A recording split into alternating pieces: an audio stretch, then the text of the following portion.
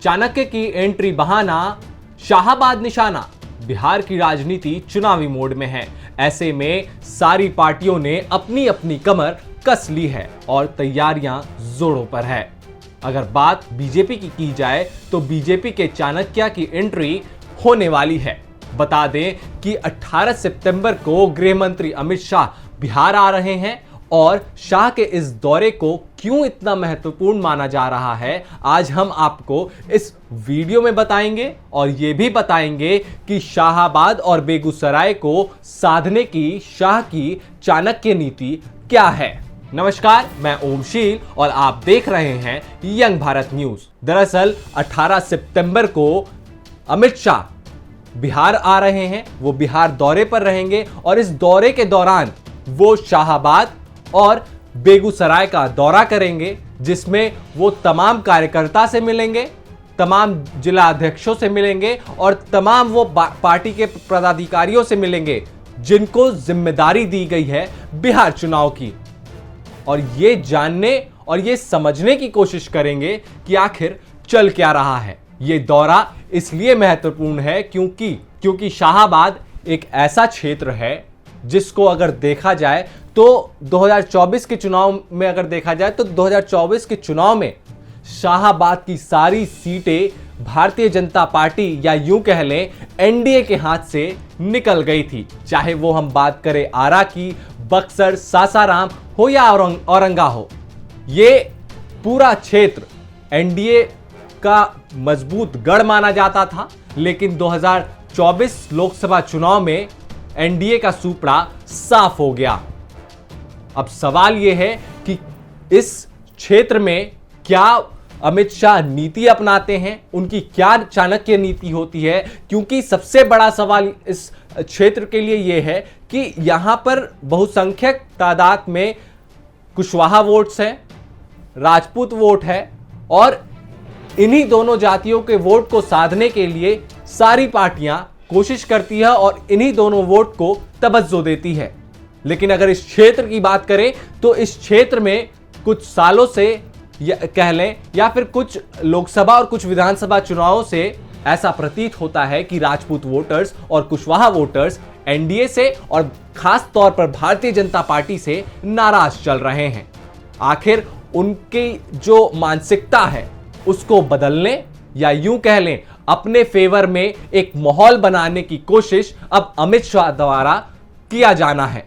लेकिन अब सवाल यह है कि जो भारतीय जनता पार्टी या जो एनडीए 2020 के विधानसभा चुनाव में 22 सीटों में से सिर्फ 2 सीटें जीत पाई हो, क्या वो 2025 में उसको रिकवर कर पाएगी? क्योंकि अगर हम 2024 लोकसभा चुनाव की माने तो शाहाबाद की जितनी भी सारी सीटें हैं, ये कहा जाता है कि उस क्षेत्र में राजपूत और कुशवाहा वोट तो नाराज थे एनडीए से, लेकिन एक खासा प्रभाव पवन सिंह का पड़ा था जो कि काराकाट से लोकसभा चुनाव लड़े थे और वो इस तरीके से चुनाव लड़े कि जो उससे सटे हुए जितने भी सारे शाहाबाद के इलाके हैं, चाहे वो हम काराकाट से तो वो लड़ ही रहे थे, बहरहाल वो जीते नहीं, लेकिन उन्होंने कई ऐसे दिग्गज चेहरे थे, चाहे वो उपेंद्र कुशवाहा की बात कर लें, चाहे वो हम आरके सिंह की बात कर लें, उन सबको हराने में एक अहम भूमिका पवन सिंह ने अदा किया और उसका प्रभाव पड़ा। इसलिए आरके सिंह जैसे दिग्गज चेहरे आरा लोकसभा सीट से हार जाते हैं भारतीय जनता पार्टी के टिकट से। लेकिन यह तो रही शाहाबाद की बात, लेकिन बेगूसराय में क्या होने वाला है? तो बेगूसराय का दौरा अमित शाह का इसलिए खास माना जा रहा है क्योंकि अगर देखा जाए तो जो एनडीए के सहयोगी दल है, एनडीए का जो सहयोगी दल जो चिराग पासवान है, उनकी पार्टी एलजेपी ये मांग कर रही है कि 43 सीटें उन्हें चाहिए।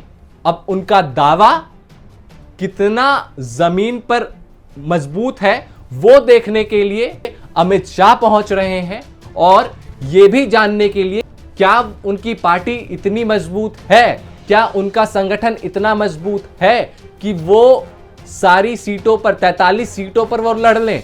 क्योंकि अगर हम बात बेगूसराय की कर रहे हैं तो सबसे पहले ये जान लेना काफी जरूरी हो जाता है कि बेगूसराय से सटे हुए जो जिले हैं, चाहे वो हम जमुई की बात कर लें या हम बात कर लें खगड़िया की, जो कि चिराग पासवान का ग्रे जिला है और जमुई चिराग पासवान का संसदीय क्षेत्र है और यहां पर चिराग पासवान का एक खासा प्रभाव हमेशा से रहा है।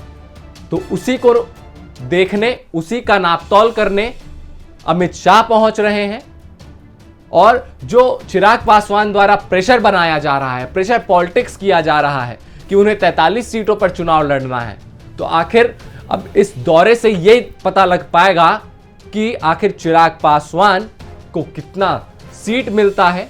अगर वो 43 मांग रहे हैं तो क्या 43 सीटें चिराग पासवान को मिल जाएंगी? क्या 43 सीटें मिलना इतना आसान है? यह सवाल इसलिए भी क्योंकि जिस तरीके से एनडीए में भी, महागठबंधन के साथ साथ एनडीए में भी सीट शेयरिंग को लेकर घमासान अंदर खाने में मचा हुआ है।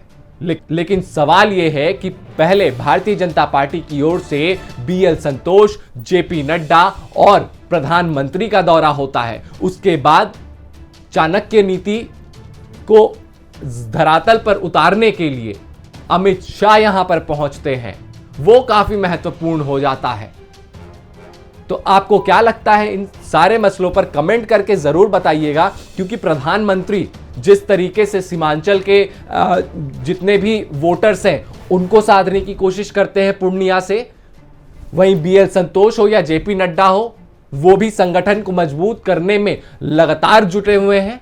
और अब अमित शाह की एंट्री से क्या कुछ प्रभाव पड़ेगा, ये तो आने वाला वक्त बताएगा। लेकिन आपको ये वीडियो कैसा लगा? वीडियो को लाइक करें, चैनल को सब्सक्राइब करें और कमेंट करना ना भूलें। नमस्कार।